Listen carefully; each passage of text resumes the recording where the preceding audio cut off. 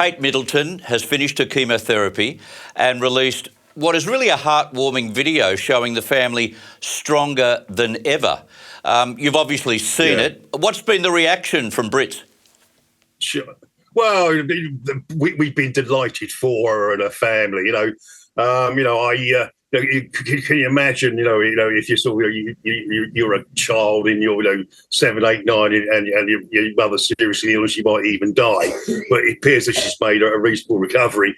I'm sure the whole nation, the whole world is delighted for Kate William, and everybody else at the moment. So.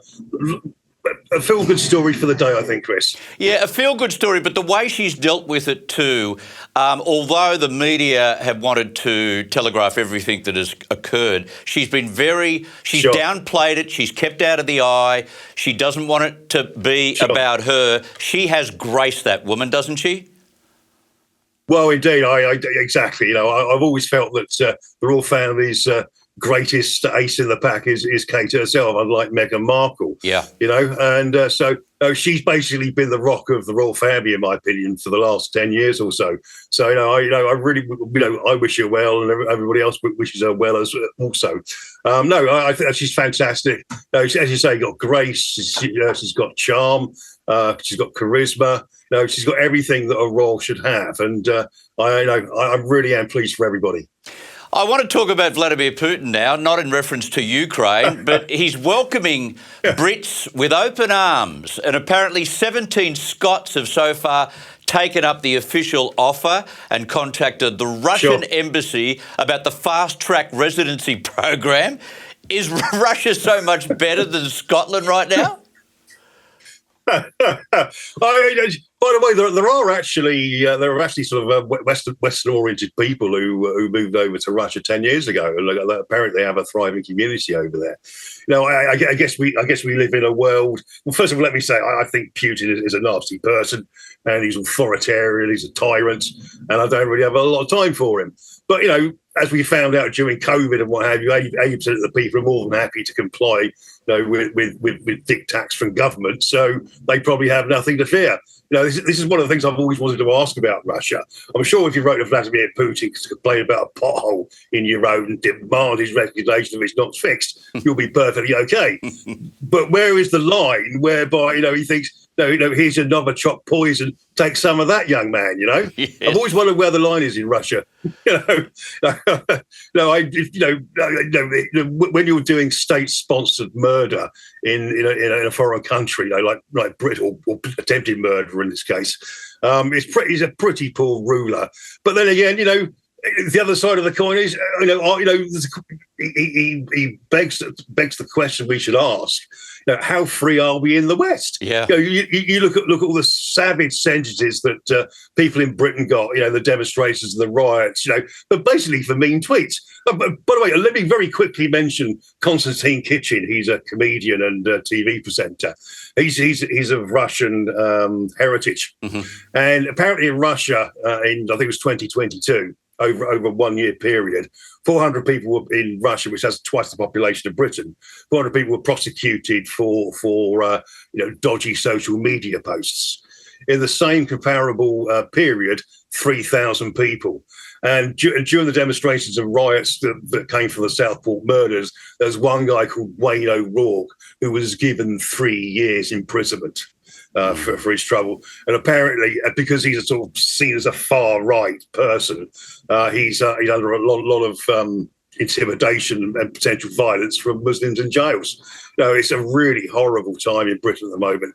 And we're meant to be free. And Keir Starmer's been banging on about particularly on X, and the full name is Twitter, was cracking down on tweets. I personally I was asked to go to a police station in London to explain one of my tweets.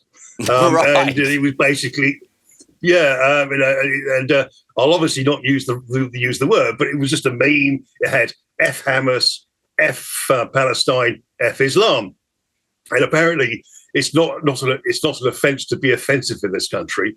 And you just wonder, when we have record burglaries, record stabbings, what the British police are up to in this country. Yeah, 3,000 arrests. It's almost Kremlin-esque.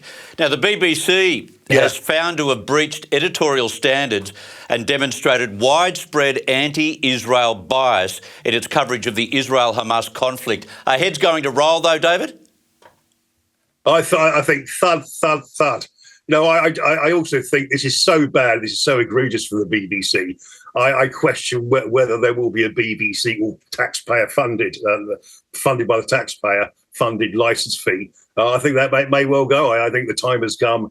The BBC, we all pay, I think it's 160 quid a year we pay for our licence fee just to watch any TV. And I literally, in the last week, I watched 1 hour of the BBC, and I pay, and we pay £160 a year for the privilege. What's about $320? Yeah, so that's about what's $25 a month for watching 1 hour of TV.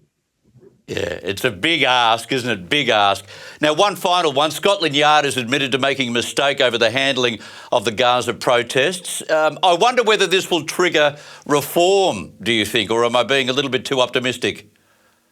I really no. Let me give you an anecdote. Obviously, the atrocities happened on the 7th of October.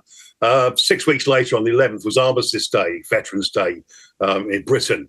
And I went to the cenotaph to pay my respects. And the policeman stopped me, said that there's something happening over there, you're going to have to stop. So I thought, use my time usefully. I said, if I said gas the Jews, would you arrest me? And he said, yes, I would do.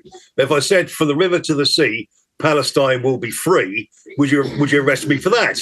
And the answer was, no, I wouldn't. But I said they mean exactly the same thing. Yeah. It looked completely ashen. Completely ashen when we said that. This is a complete. When they talk about intifada, okay, all of these things have different nuances and different things in them. But every violent uprising that Muslims do is called an intifada, and people have been calling for an intifada in Britain ever since the 7th of October. Yeah, very true. There needs to be a clear set of rules and they need to be fair. And right now they are simply unfair and they're not being policed properly.